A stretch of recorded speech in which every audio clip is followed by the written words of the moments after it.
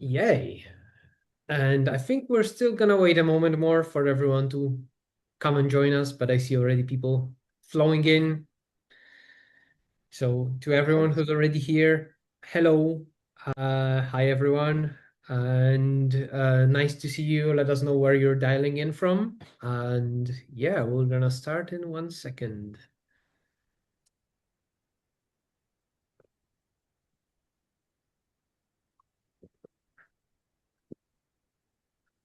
Oh, here we are. We have Emilia from Dublin. Lenny, hello, Welcome, Lenny. everybody. Yeah.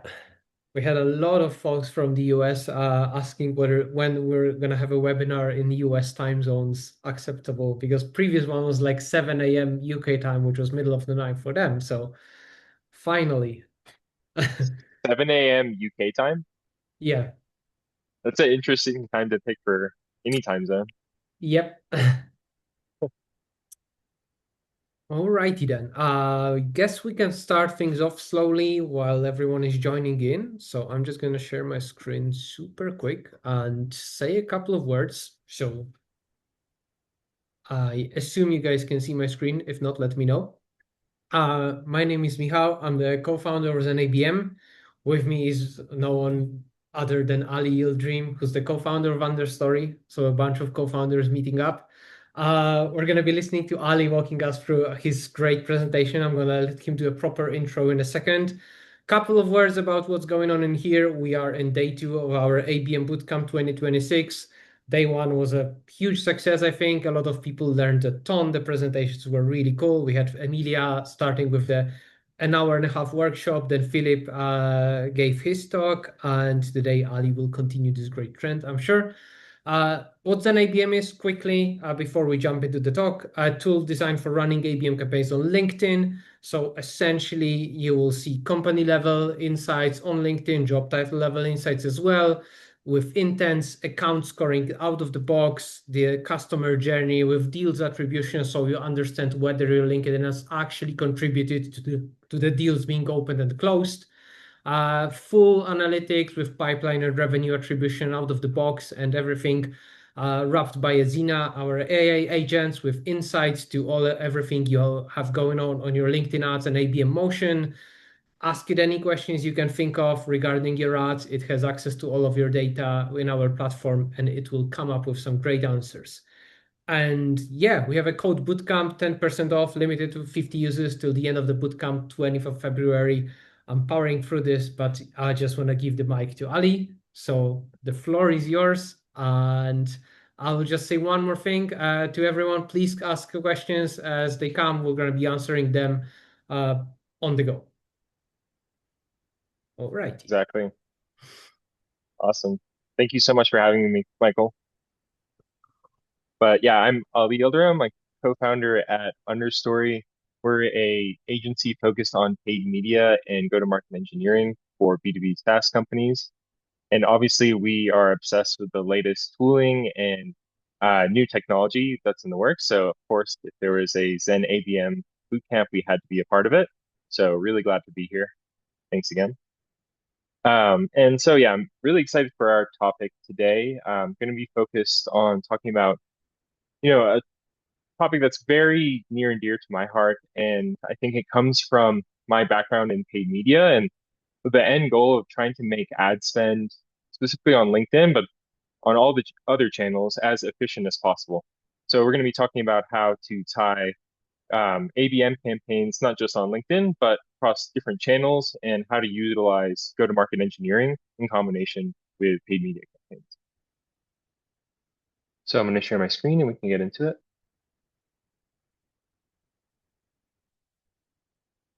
Awesome. Can you see my deck? Okay, Yes.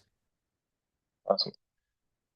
So yeah, like Michael mentioned, if you have questions at all during the talk, just interrupt and we'll be happy to answer it. The deck is more so just a guiding um, tool, so I want to make sure it's as conversational as possible. But essentially, like I was talking about, the goal of this presentation is to talk about how ABM has evolved and essentially talk about how it's not so much a tactic and more of a system that you can build for your marketing campaigns. And with my background in paid media, I think it came to the logical conclusion for a lot of our campaigns because I was just always obsessed with trying to make sure that our campaigns are being shown to the right personas and are as efficient as possible. Because we've always like if you run any LinkedIn lead form campaigns in the past, you've always noticed there's a drop off between somebody who fills out one of those forms and ends up booking an appointment or a demo or something like that down the line. So, I became obsessed with trying to improve those conversion rates through other channels, not just LinkedIn, but, things like email or reaching out to them through a DM on LinkedIn or something like that. Because there's so much more opportunity when you expand your scope of how you're treating these different channels, as opposed to focusing on one avenue or one main tactic. So that's kind of how I'm framing it is ABM 1.0 is kind of a very basic, we're taking one channel approach, one sort of like firmographic or demographic approach to the actual account list building. But when I'm talking about ABM 2.0, it's essentially taking it to the next level. Like how can we incorporate actual signals? How can we move beyond one channel, beyond some sort of like personalized ABM campaign on LinkedIn, but actually surround the target audience with relevant messaging across different channels. So yeah, that's kind of setting the stage, just how I'm thinking about, ABM surface level and how we're taking it to the next level by incorporating all the other channels and signals that we have access to. And a lot of this is done with specific tooling. I'm going to mention a lot of different tools throughout this talk. And I think there's obvious substitutions for everything. And you don't have to use the exact tech stack, but I think it's important to understand the flow. But I think out of all the tooling that we use, probably the most important is Clay. And it's essentially the data orchestration tool that we use to actually build a lot of our target account lists, but also push a lot of, relevant personalized copy to sequencers like HeyReach or Instantly, so we can actually reach these audiences outside of the channels that we're working in terms of like LinkedIn ads or something like that. So that's how we view Play is essentially a spreadsheet on steroids in a lot of ways, where you can pull in enrichments from a various variety of different data sources and build very custom audiences, which I think is the foundation of any good campaign. Because once you understand who you're targeting and who you're going after, then you can really build personalized content to engage that audience. But yeah, like I said, you start with Play, you build the audience, you determine who you want to reach, and then you can actually set up triggers to push to different sequencers and start to reach out to that audience in different ways.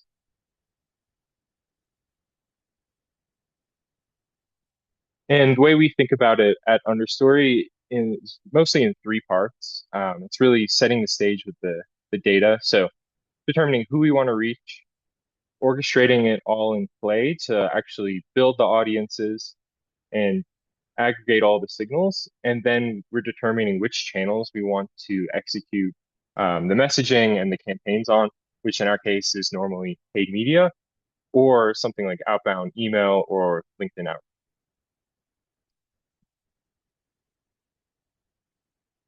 Here are some of the types of audiences we like to build.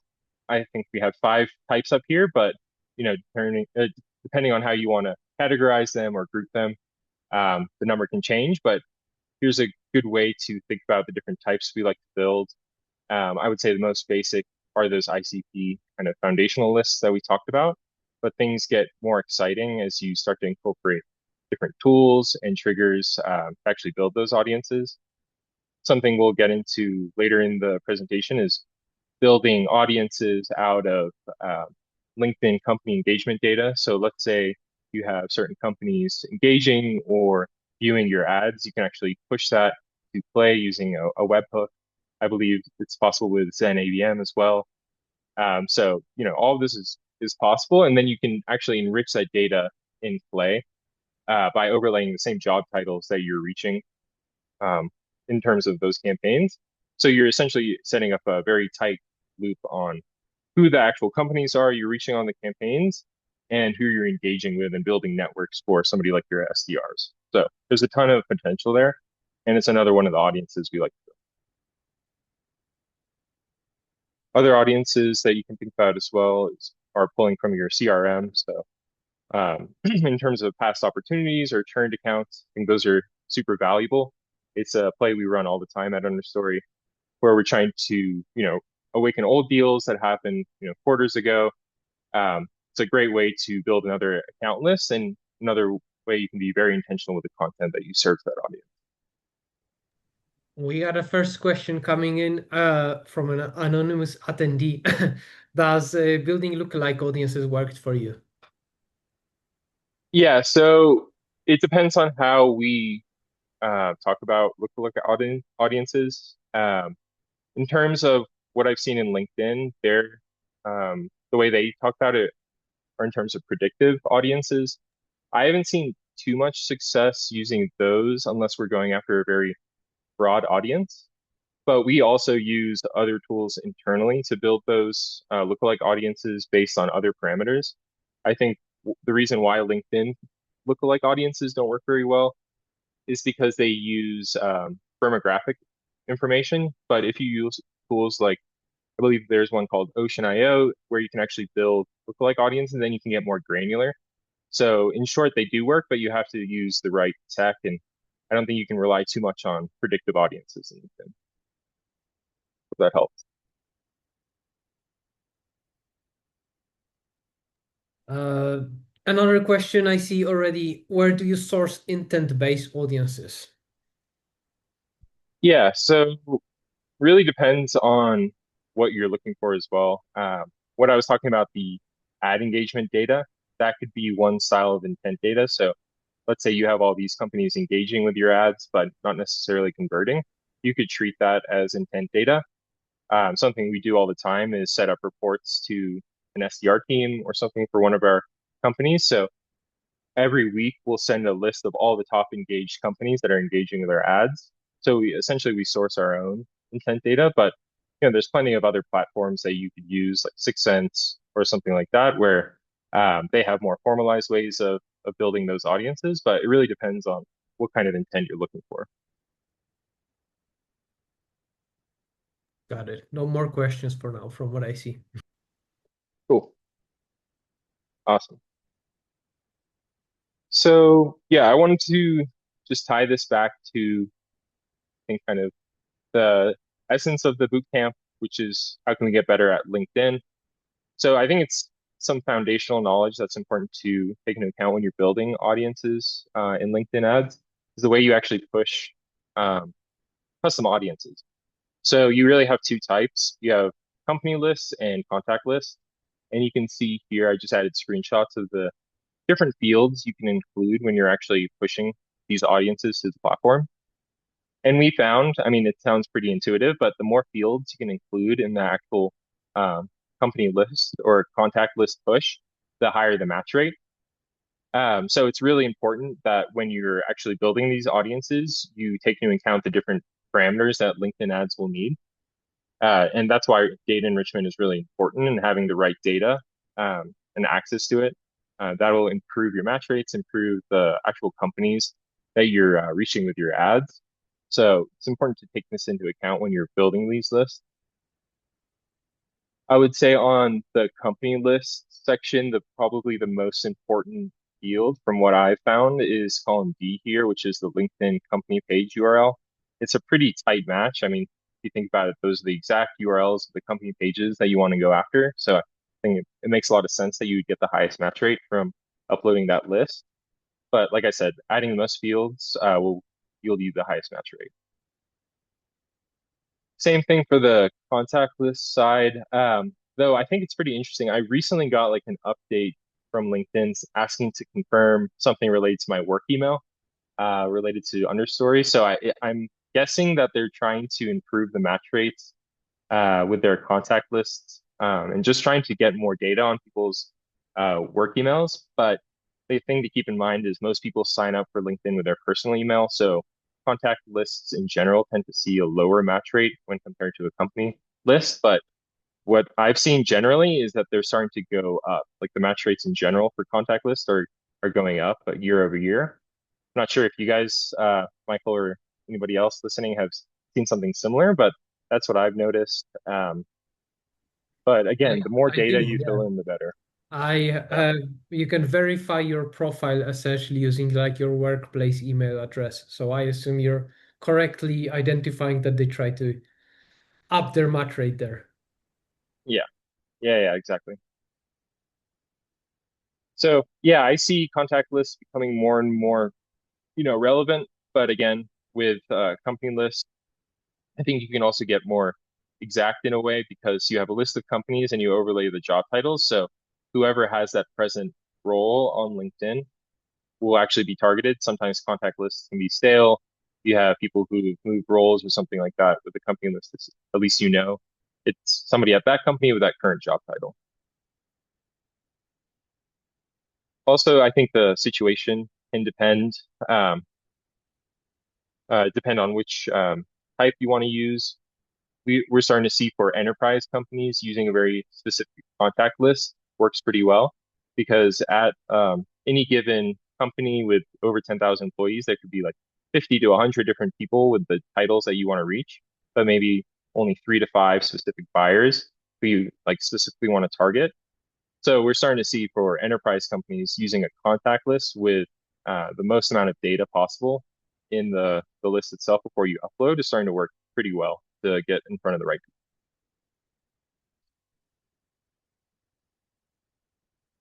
Awesome. So yeah, I want to, keep tying it down to some sort of concrete example. This is totally hypothetical audience example that I just put together. It's not related to any company or anything like that. It was just a case I wanted to together for the bootcamp. But essentially, let's say you are a cybersecurity platform and you can only work with companies that are using Microsoft Azure as their cloud provider. So immediately, this really qualifies only a certain amount of companies, and you have to be very intentional with how you're actually building that list. So this is one of the examples of why I think like ABM in the past is not going to cut it for the types of audiences we need to build moving forward. So in this example, it's a very specific technographic requirement that this company needs is they can only target companies that use Microsoft Azure and they can't work with any other cloud provider. So we need to identify a way to actually build this audience and upload it into LinkedIn and across all the other channels, maintaining that specific qualification. So, one of the things we'll do first is just try to identify what data provider has access to the types of data that we need. In this case, we could use something like Built With, which is a tool that essentially allows you to understand what's the tech stack of certain companies. There's a variety of different ways that they actually find that information. It could be looking at the source code in their website and other things, but that's essentially how they work. And great thing about Clay is they have an integration with Built With, so it's very easy to build these types of audiences. But that's would be our go-to tool in this situation. We would pull a list of all of those companies using Azure and then build a company or contact list, essentially enriching as many fields as possible in Clay using the Built With integration. So that would be our process for building this specific audience. Like I was saying at the beginning, you can substitute the tooling. Maybe it's not a specific cloud provider that they need, that they use, but a specific CRM. So they only work with companies that use HubSpot or something like that. You could use Built With to pull that same information. The tooling isn't necessarily the most important thing here. It's the process for understanding like this is who we need to go after in the audience and how we can deploy that list across the different channels. Cool. I'm gonna pause. Michael, are there any questions or anything like that? There is one actually, and it's gonna be a long one, so I'm gonna read the entire of it. So, until now, I've been defining website activity and content downloads as intent audience. Seeing those grouped under engagement audience with intent audience kept separate feels insightful. Could you share the logic and analytical thinking behind this distinction? Like, what's your thought process on this, essentially? Yeah, that's a good question. I think let me try to think about how to word that. In terms of an engaged audience, it might be kind of a matter of semantics in that sense, but I would say like an engaged audience is more something that you could pull from your CRM or that you actually have contact level information on. You can send them a follow up or something like that. Maybe intent in this case is more company level information. You're seeing certain companies engage with your ads. You don't necessarily know exactly who at those companies are clicking because we can't identify that, but you're seeing general intent. I think you can group them in a variety of different ways. I don't think it's necessarily exclusive in the way that I grouped it, but I would say that's probably the main distinction in this case. And one other question is, what do you use? Like, how do you grab the website visitors data? Any specific solutions or tools you recommend to getting this piece of data? Yeah, so I guess if you're based in the US, probably the best way to grab the website data is using a tool like RB2B, something to de-anonymize the website traffic. Um, Outside of that, I mean, we have access to the insight tag, which actually is a great tool to analyze the companies that are engaging with your website. I think it's a little known hack that you can actually view that in LinkedIn. So yeah, I would say RB2B is our main recommendation if you're in the US. Cool. No more questions for now, from what I see. Awesome. Cool. So yeah, moving on to the actual deployment. Um, you know, I think this panel mix can also be played around with, especially the actual budget allocation. A lot of it is this is assuming there's volume, especially for things like the Google Ads keywords. But essentially, we want to have a multi-channel approach to that list that we built inbuilt with. So we're going to upload the audience into LinkedIn ads and overlay the necessary parameters. In Google Ads, we're going to go after the very specific keywords that are related to something to Azure security or cloud compliance or something that those people in the audience would be searching. On the meta side, this is actually something we're seeing more and more of. SaaS companies adopting meta. We're actually seeing really nice results for some of our clients. I don't think there's going to be a ton of scale for this specific situation because it is this is more of an enterprise cybersecurity play, but we'll definitely want to have some meta retargeting in this case and also uploading an account list. Another channel that I didn't put on this slide that would be great would also be Reddit, and you can use that same personal email enrichment for meta as well as on Reddit because people use their personal emails on both of those channels. So it's a great way to reach both of those audiences.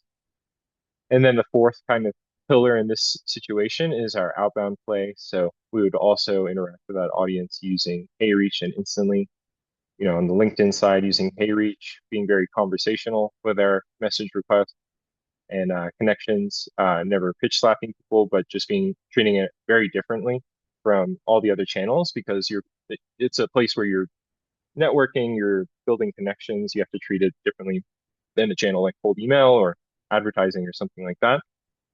And then on the instantly side, where we're actually sequencing emails, we're going to be very value driven and offer driven in our campaigns and making sure that, in those short emails that we're sending to the audience, it's very clear that the value we're offering and it gives a very clear opportunity for the person to respond back with any questions or engagement. Few more questions are flowing in. First one, how accurate is built with? Because someone says they got a lot of false positives when they tried it. Yeah, it depends on what you're trying to build and what audience. We've seen it work well for a related use case. So when we're looking for specific cloud providers and also CRMs, but I think with any other audience, you're going to have to clean it up anyway after you build it. So yeah, I would say it depends on which audience you're planning to build. I can't say exactly how accurate it is for every situation, but there are other tools to look into as well. I think HG Insights is another technographic tool that I recommend if you're not seeing great success with built with. Hmm. I will just add that probably if you look for someone using specific SDK, it would be fairly accurate because you can see that in source code, and everything else might start to get a bit more tricky. Okay, next question. What data providers have you found best for personal email enrichment? Yeah, so we typically do a waterfall, but we've seen great success with Lead Magic, so I would recommend picking them out. Okay, and how can you avoid retargeting competitors or bad fit accounts when using Metapixel? Yeah, that's a great question. So the same way we build the enriched audiences, we also try to build exclusion audience. Again, you're not going to get a perfect match rate, and we don't recommend allocating a ton of budget to this channel. It's more just in the approach of being everywhere and being as multi-channel as possible. So I think it's inevitable that it's going to happen, but we try to use some sort of like exclusion audience where we can. hmm Do you have any breakdown between these four channels? How would you allocate the budget, like roughly split it, or that's case by case? That's going to be case by case. I mean, these days we're seeing LinkedIn and Google take the majority of the funds. I mean, in this case, I would want to take a look at the Google keyword volume before saying anything definitive. Um, but yeah, I would say for normal cybersecurity companies, we're seeing around like 60% of the budget to LinkedIn, maybe 30 to Google, and then the rest to the other channels that we mentioned. But it really depends. hmm Okay, Harry asks, how do you orchestrate all these ads? So LinkedIn, Google, Meta, and the outbound. They run in parallel, but how do they essentially give feedback to each other? Yeah, that's a great question. So with the LinkedIn piece, so when I was speaking about earlier about the LinkedIn engagement data, using a tool like ZenABM to actually push that to Clay, aggregating all of the company data that you're seeing engage with your ads, and then connecting that to a tool like HeyReach Instantly. That's all done in Clay. On the Google Ads side, you're de-anonymizing the website traffic that's coming through, that's converting or not converting on your Google Ads, but just searching, clicking on your ads, and leaving from the landing page. When you're able to de-anonymize that traffic, you can use a RB2B webhook and push that data to Clay, do the same sort of flow that you're doing on the LinkedIn side. There's a bunch of different ways to tie everything together, and we have kind of different tactics, but it's just making sure you can aggregate everything. That's kind of what I was trying to get at with the point about Clay is that's the central hub for making sure that you have all the signals and data in one place, and from there you can orchestrate everything. Alrighty, now it's a longer one. So for our pilot, we are targeting a specific industry, CPG, and specific geos, that would be DAC region, but we only have 577 contacts. Our plan was to expand to UK and Ireland with a separate LinkedIn campaign in English, but there is only 229 contacts. Would it make sense to upload a company list to LinkedIn see if it could go above 300 threshold, or what's your suggestion in such a case? Um, yeah, that's a great question. If they are, I think you said how many? 200 something contacts in Uh, 229 in UK, Ireland. 229. So, I mean, at that point, I just think when you're dealing with a contact list that small, yes, you could do a company list and make sure it's not too expanded, making sure you're still like closer to that 300 range, which is the minimum number. But I would definitely want to be connected with every single person on that contact list. I just think it's small enough to the point where you could actually like reach out to each one of those people almost individually. I mean, 200 is a lot, but it's not like thousands. So I don't think you have to spend a ton anyway for those campaigns. But if you did want to at least get coverage for those companies, then yeah, building a company list in LinkedIn, overlaying the titles, and just making sure it's not too much bigger than that 200 number is the way you do it in LinkedIn. Mhm. Okay, so a question about what we're seeing on your screen, which is, are all these ads the same, or do you target top of the funnel with Meta and bottom of the funnel with Google, for example? Yeah, so they're definitely not the same. You have to treat every channel a little bit differently. Um, I think the key though is to make sure the messaging is aligned. So again, if you're solving specific pain points for companies that need to uh, fix their cloud security using Azure. You want to make sure you're speaking to those pain points and the messaging is just consistent on the different channels.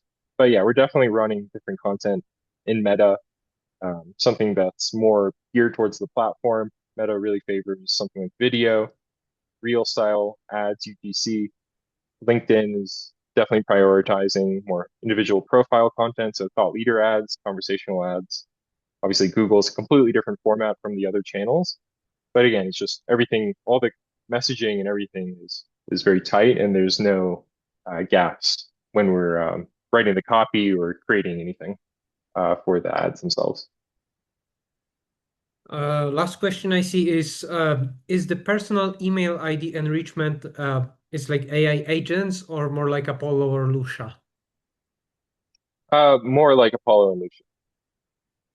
Okay, simple answer. Okay, one more question, Florin, before we let you proceed. Uh, what campaign objective has been the most effective for lead conversions? Awareness, website visits, conversions ads, or maybe something else? So just generally on or on LinkedIn, I guess, just I to guess on clarify the question.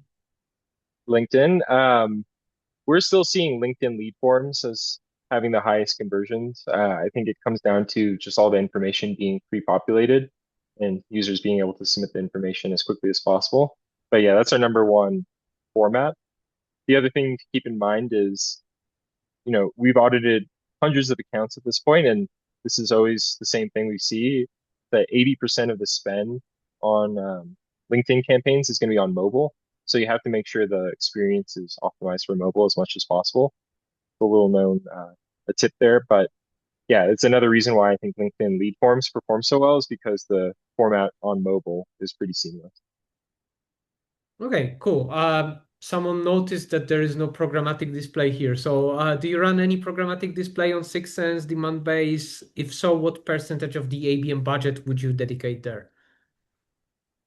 Yeah, that's a great question. Um, we tend to avoid programmatic prospecting campaigns.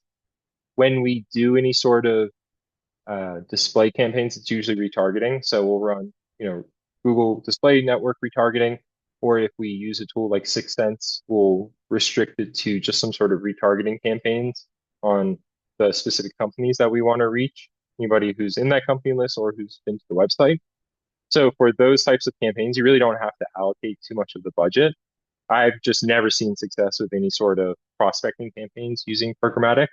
So that's just my general experience and how we usually set it up. Gotcha. No other questions for now? Awesome. Cool. So yeah, just moving on. I think we talked about some of this, but again, it really comes down to when you're creating the content, aligning the messaging. Each platform is a little different and going to treat the actual content that we're running on the platforms differently. LinkedIn really prioritizes in-feed content, so things like thought leader ads, document ads, video ads, conversational ads, anything that comes from a person and gets people to stay in the actual application, LinkedIn is going to favor. So we're just seeing costs for these types of formats pretty low compared to, let's say, some of the more standard image ads or just focusing on sending people to a website. So generally, we're just translating the different distribution methods that we were just talking about, specific to LinkedIn. In this case, we have that core account list and we're running these different types of content to that list. Awesome. Then I think, well, we covered a lot of this in some of the questions that were coming up, but again, there's a lot of data that we can push from LinkedIn via webhook to a tool like Play. We can push, people that are actually submitting the forms on those LinkedIn forms and with a goal of improving that conversion rate. Because like I was talking about, something I see very frequently is we're seeing tons of conversions on a LinkedIn form. Conversion rate is high, people are clicking and converting, but nothing's happening to those leads after the fact. They're not booking a time using the calendar link that you've set up the ad to redirect to. So what we do in this situation is actually push that data to Play. Anybody who submitted on the LinkedIn form, we could also do a lookup in CRM. So let's say we have a field for demo booked in HubSpot. We could cross-reference the CRM data to see if they've actually booked the time. And if they haven't, we could automatically fire off an email or a LinkedIn connection request to maximize the speed to lead, but also try to get people to actually book a time. Because if you've used those LinkedIn lead forms, you'll know they're not the most intuitive experience, especially on the image ad. It's not directly implied that you need to click the follow up to actually book a time. It's a very specific example, but it's just not the best experience. So that I think, going back to what I was talking about at the beginning of this, is the core of how we got to this multi-channel approach is how do we just improve the conversion rates of our ads as much as possible.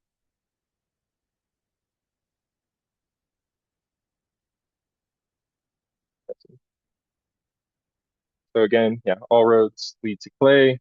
We're pushing everything to the channel as an aggregator, and it also allows us to kind of mix and match the data, which in it before all these channels existed more or less in a silo. But now we can control the data that we're pushing to LinkedIn and also receiving from the platform and make sure that's incorporated with channels like outbound email or LinkedIn outreach. Um, this is, I think, one of the most important pieces of this because if you don't have a way of aggregating all of this data, multi-channel just continues to be siloed. Messaging it's irrelevant or mixed across different channels. Data also gets mixed around. People aren't focusing on the right accounts, and so if you're not able to aggregate everything in one place, it makes the job a lot harder to make sure it's not siloed.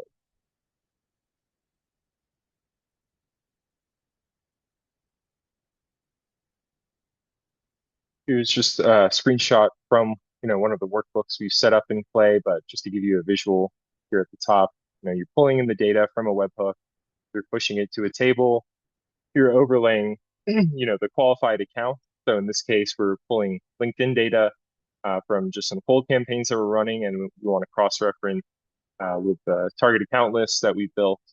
And then we're actually finding the people at those companies. We're looking at the qualified contacts, and then we're enriching the data.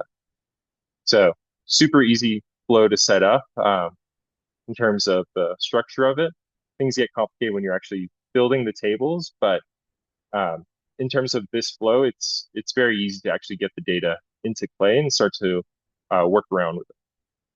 And I think there's going to be a couple of sessions in the coming weeks. I know Patrick Spichalski is also giving some pretty cool sessions on build those audiences, so I'm definitely pretty excited for those. Yeah, we're gonna have Patrick on two days from now, I believe. And we're gonna have a core session run by one of our GTM engineers where we'll have this done live with the audience essentially. So yeah, follow the agenda and you will see that live. Nice. I'm excited. Awesome. Any other questions so far, Michael? No questions, but guys from the audience, keep them coming if you have any. We're waiting. Cool. Perfect. So yeah, just speaking more specifically about the integrations on HeyReach and Instantly. So again, you can substitute these tools for any of your other preferred sequencer. Smart Lead is also a great tool that we've used in the past. Instantly is our current tool of choice, but really you can substitute any of these tooling. But again, just making sure that what you're doing on the different channels is congruent with the data that you're receiving from LinkedIn. And it doesn't have to be anybody who just submits a form and doesn't book a time. But my view is if you're running these campaigns on LinkedIn, you want everybody who's being reached by those ads also connected with people on your team, especially if you're posting content. So, they see your ad on LinkedIn, they engage with it, they immediately get a connection request, then you start to post content, you start to build a rapport with the people at those company. I think it's a very natural cycle and something um, it's just a way of rethinking just the ad channels as opposed to just one tactic or one channel. We need to approach it from a way of just building like a community and ensuring that people are actually reading your content and getting value out of being part of your network.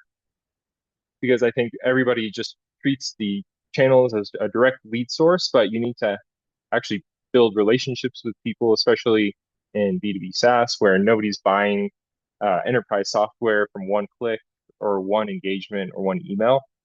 You have to make sure that you're surrounding the audience with very relevant and personalized information and always avoiding being too salesy. Because if you're immediately connecting with somebody and sending like a sales pitch, it's a great way to get ignored or something like that. So it's never something we recommend. Just always leading with value and making sure everything's as relevant as possible. We have one question that came in, which is, can we run LinkedIn ads for a small contact list of 500? And what's the recommended contact list size to run ads? So I think there isn't necessarily a recommended contact list threshold in my view because, and this is, part of the presentation is that we're not trying to expand the audience for no reason. Like if there are other accounts that you can include, then of course you want to include that in the targeting. But the goal shouldn't be to maximize the audience just because LinkedIn needs a big audience to serve the ads to. You should have the most relevant people within that audience in the first place. And a target account list of 500 contacts or whatever it is, that shouldn't take a lot of ad spend to reach anyway. So I don't think you'll have to spend a ton to reach them. I just want to expand it just to get a bigger audience. Oh, no more questions for now, I guess. Cool. Awesome. Um, so moving on to some of the intent data, or the website data that I talked about in the past, but maximizing traffic that's coming from LinkedIn, but also channel like Google. So if you're running website traffic campaigns or if you're running website campaigns on Google, there's a decent amount of traffic that comes through but doesn't actually convert. So again, in the spirit of just maximizing every dollar, making sure that we're being as efficient as possible, we want to understand who's actually visiting those landing pages and what they're doing and what's happening afterwards.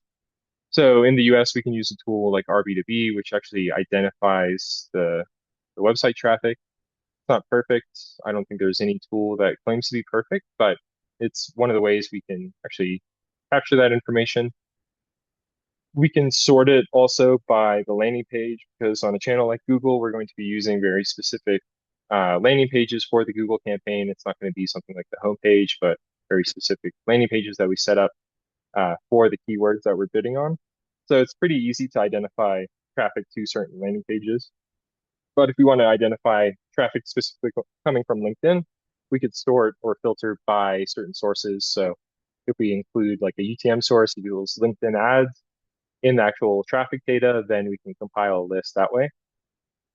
But once we have all of that data in RB2B, we can use their webhook, push this data to Clay, and then create very relevant information. The goal is not to send an email to somebody who lands on the landing page like, hey, I noticed you were on this landing page at 9:42 a.m., something like incredibly, uh, specific that weirds them out. It's just to be like very value driven. Notice you were researching this topic, so I want to provide more information. So just making use of all the data that we have access to, including the website data. I've I can only add one thing that you guys can also like leverage LinkedIn Pixel here and run text ads to the companies that visit your specific money pages. So run it to them. You can use an ABM to de-anonymize that, send it to Clay via webhook, clean it for the prospects, and then you'll have a very reliable data compared to our B2B, at least from our experience of who's coming to these websites. So say that again, you're using the You go to pixel LinkedIn to, Pixel there and essentially build an audience based on it. on who comes on these pages and then route text stats to them. Text stats are super cheap when you do the clicks as a target, but you get the impressions. So then you can like get the companies that has impressions on your text stats that were on your website, send it to Clay, clean it, and yeah, fairly Uh, reliable data. I love that. That's great. Um, and I love text ads too. They recently changed the pricing model, I believe, but before you could run them essentially for free. You could just bid for landing page clicks and they would serve until somebody clicked on one of them. But I think they recently changed them to any like engagement with the ad that you get charged for. So it's a little different. And they're great because they're also one of the only text desktop only ad units. So I definitely like text ads. That also reminds me, another thing we do on Reddit is we use the Reddit ads pixel to mine which subreddits our audience hangs out on. So we'll install the Reddit ads pixel on a website. We'll run a general retargeting campaign, and then you can actually look at the analytics in Reddit ads and see which subreddits people are spending time on. So it's actually not a topic I really talk about too much in this presentation, but Reddit ads becoming more and more relevant for a lot of our clients.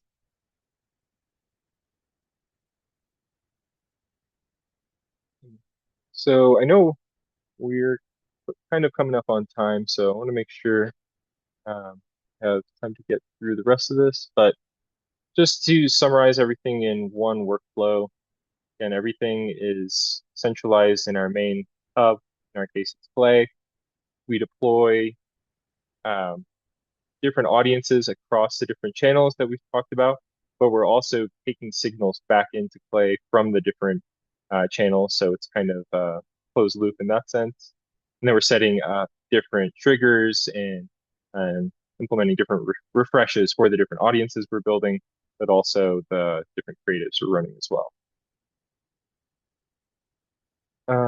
So I'm gonna skip, I think, a couple of slides. I want to get to this case study. So this is something we did for one of our clients, and this is real data, so not relevant to the cybersecurity example we were talking about before. But this client had a ton of issues essentially getting leads to convert on their LinkedIn ads, and we employed that same method of pushing any of the engagers or LinkedIn lead form submitters to Play, and then running a personalized outreach campaign as soon as somebody converted on one of those forms, because the biggest thing we noticed was that the speed to lead was incredibly low for these campaigns. We were lucky that they were even getting around 45% booking rate from the ads. But as soon as we implemented this multi-channel approach where we're not just submitting the lead forms, but they're also getting a connection request, an email, and relevant pieces of content, it improved the booking rate by about 30%.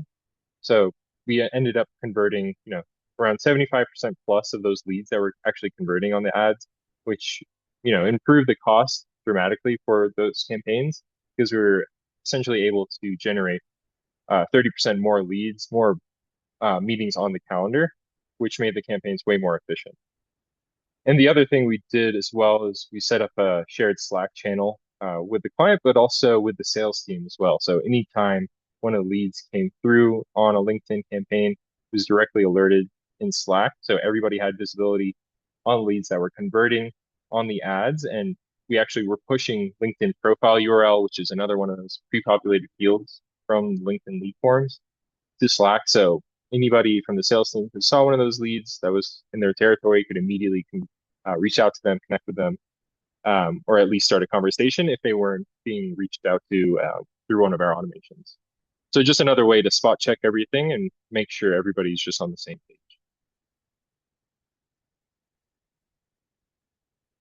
So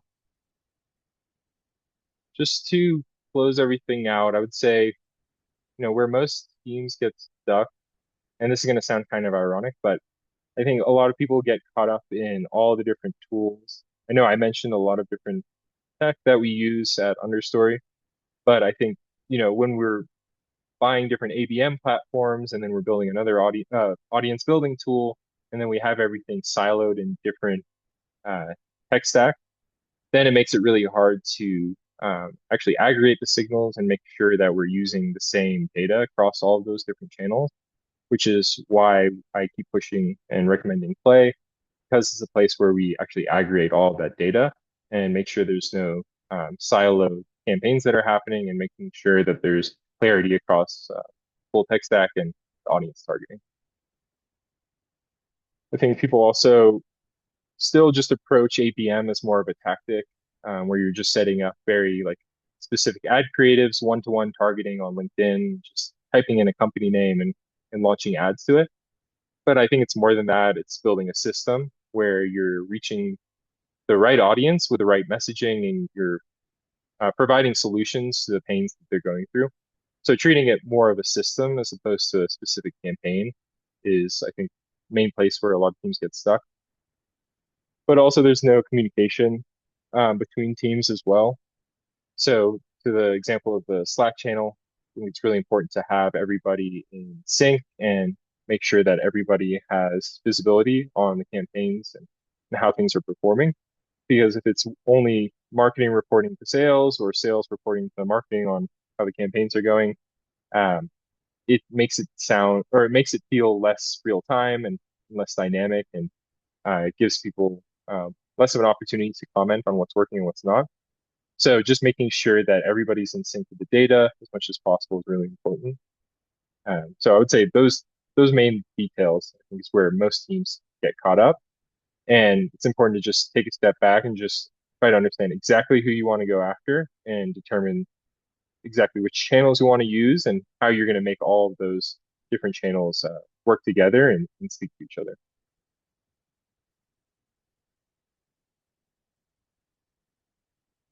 Then, yeah, how to fix it. So, like I was just saying, start with the right data, pick one tool to orchestrate everything, connect channels, I would say one by one, honestly, to make sure that the integrations are in sync and everything's flowing properly, and then add on from there, and then really tighten and build that feedback loop between sales and marketing.